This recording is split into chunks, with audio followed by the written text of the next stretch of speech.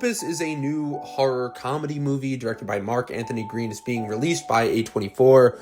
It stars Ayoade Berry and John Malkovich and follows Ayoade Berry's character, who's a journalist at a popular magazine. And she is invited along with the lead editor, played by Murray Bartlett, along with Juliette Lewis's character, who's a faded celebrity. There is an influencer and a paparazzi character who are also invited, but they don't really get a lot of depth into their character. And they're invited to the compound of this wealthy, retired, legendary pop star, Alfred Moretti. They call him Moretti. The movie's played by John Malkovich.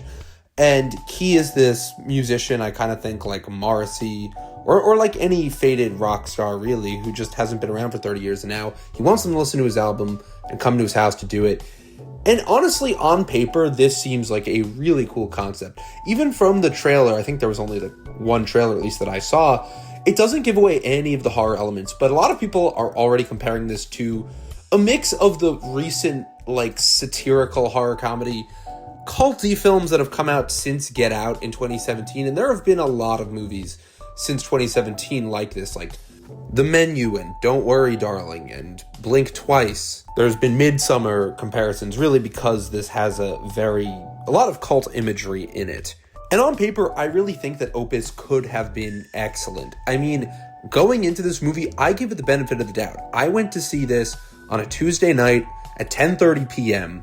The first week this came out, it had the typical standard showtimes where they're showing movies at 12, 2:30, 5, 7, 11. Like, they were giving it all showtimes through the day. But within 1 week of this movie being out, along with the Looney Tunes movie, really, which also came out March 14th, this shuttered its showtime. So it's only now showing, if you want to see it this week, at like 10:30 in a select theater, or 9:30. They're just really not showing it that much outside of New York City, or probably in other big cities, because it's a movie that isn't doing well. And I understand, watching this movie, why it's not going to be successful at all, and why the reviews also have been pretty bad, aside from its profitability at the box office.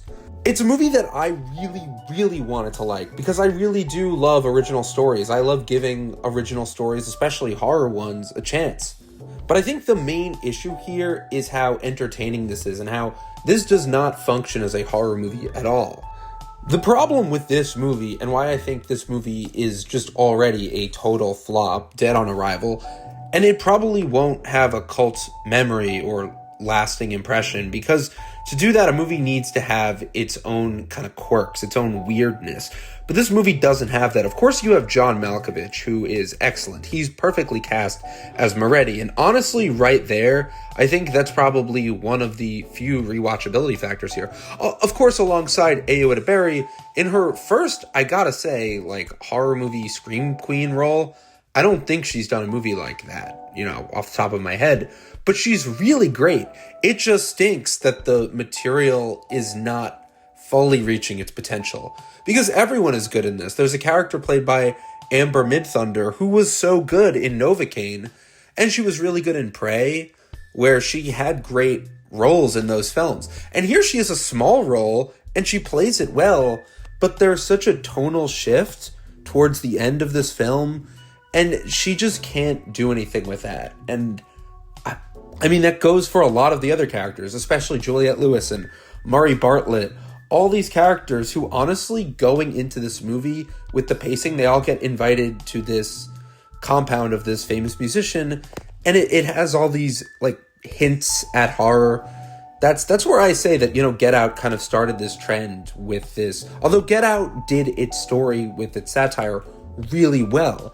And there have been movies since, like, I thought Blink Twice was honestly very well crafted, and I did like the story, although it does kind of feel a bit tropey, but like, the movie, it was entertaining, and it did have a point, and it kind of went hard with it. I think that a movie like this leaves you wanting so much more.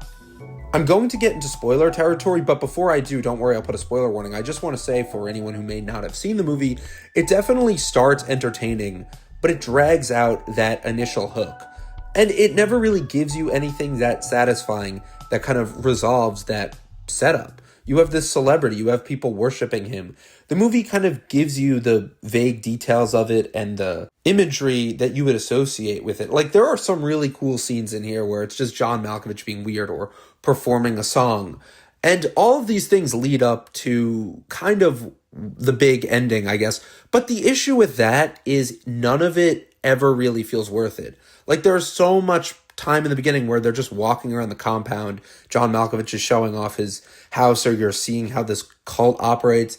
But it never really builds up to anything that like uses that last 20 minutes of the movie to feel worth it. The ending to me came out of nowhere. It just jumps right to the end. And you're just like, wow, this is really fast. They just dial it up to an 11. And because the pacing isn't there, Get Out had more of this dread and these weird moments that were planted early on that got paid off later. This movie does not have that at all. That's the big issue. There's really no setup and payoff.